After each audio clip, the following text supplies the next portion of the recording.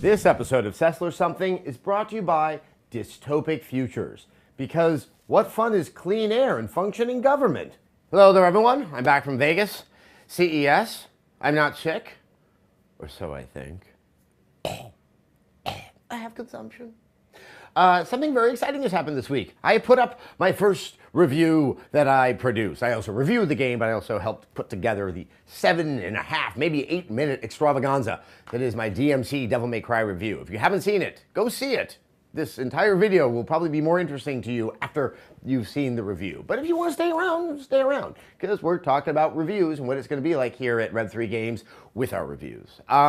So you probably noticed that something has changed. Originally at Rev 3 Games, there was a buy it, rent it, game of the year, throw it in a furnace and burn it for all eternity type scoring system. And now we've reverted to numerical. Now the reason for this shift is that it is a very philosophical thing for me. I know that it's important to use reviews to make a buying decision, but if the review is focused on evaluating the game as a product, like a washing machine, or a car, where its sheer functionality is the only source of value or interest, we're really reducing what a game is about. I come from the sensibility that games are art. They're not just something you buy. It's not a meal. It's not a buffet. It's something that if it's only 3 hours long, it could be incredible. And if it is 100 hours long, it could be eternally boring, and that we can't just see what bang for the buck you're supposed to be getting out of the game. We need something a little bit more nuanced and a little bit more open-ended. Now, why did we go to 1 to 5? Well, it was kind of a 1 to 5 scale to begin with. We now just put numbers where there were words. In addition, I'm very used to the 1 to 5 scale. You may remember it from those days when I hosted a television show. Also, I like 1 to 5 because it's kind of clean and it's very decisive. As opposed to, say, a 10-point scale or a half-point scale, I don't really understand what those nuances are. What's a 6.5 to a 7?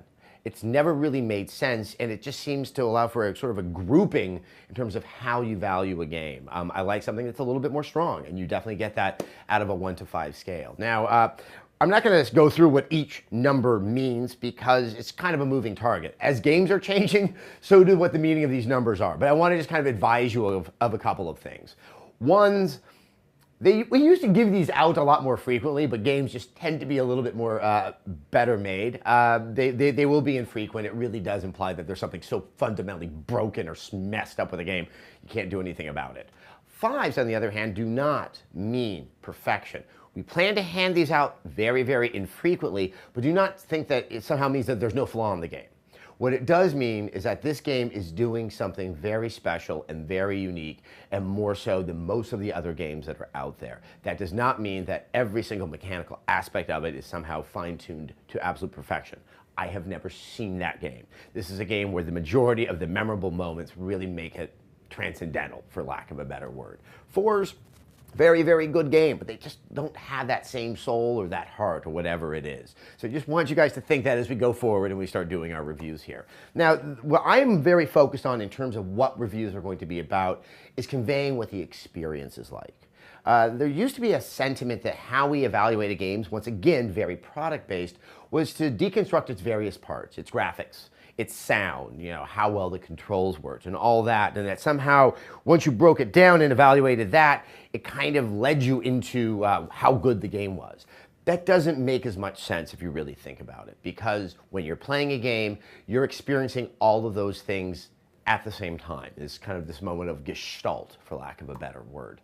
And it's a very personal experience. The way that we are seeing more and more games that don't have a very clear directed path and that offer you ways of playing it, ways for you to figure out your own solutions to puzzles and the other problems they resolve. What I play may not be the exact same thing as what you play. And I'm trying to get more of that first person back into the review, because that's all we can honestly convey. We can't do it in this objective, everyone will have this same experience. And so you're going to see a lot more of the personal coming out in these reviews. It will be a Adam Sessler review, it will be a Max Scoville review, and it will be a Tara Long review.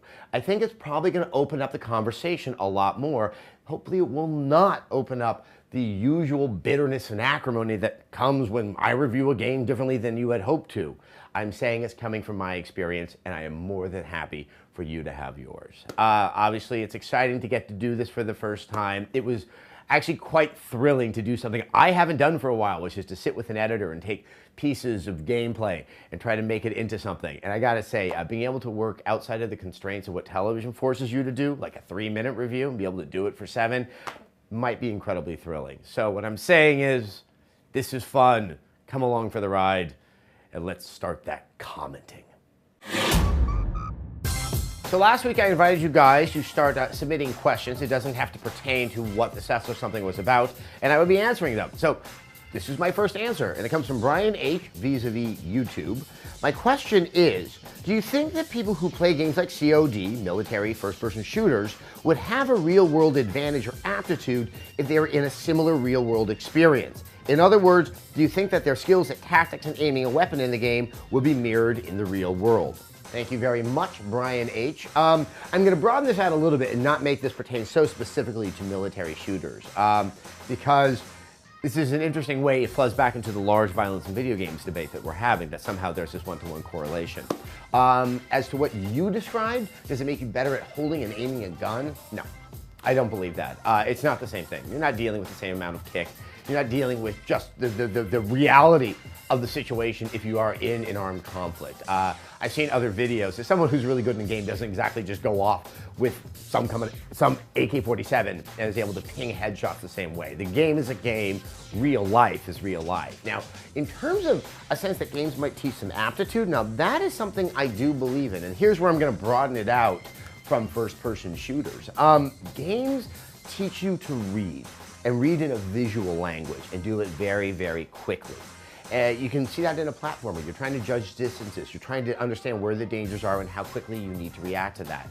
That, I think, is healthy. It doesn't translate to one skill in particular, but it translates into skills, because that is one thing you need to do as you go through life, is understand what's happening around you. Situational awareness, problem solving. Games do that. Some games do it far better than others, but I think there really is a correlation between certain things that you do in video games and how they transfer into real life. I don't think that we'll be scaling buildings like in Crackdown or Assassin's Creed, but I do think that games give people a little something to be just that much smarter. And one more thing. Some of you guys have been saying, I can't find Sessler something on iTunes. That's because we changed it. It is available on iTunes. Go to iTunes, search under Sessler something, and you're going to find it right there.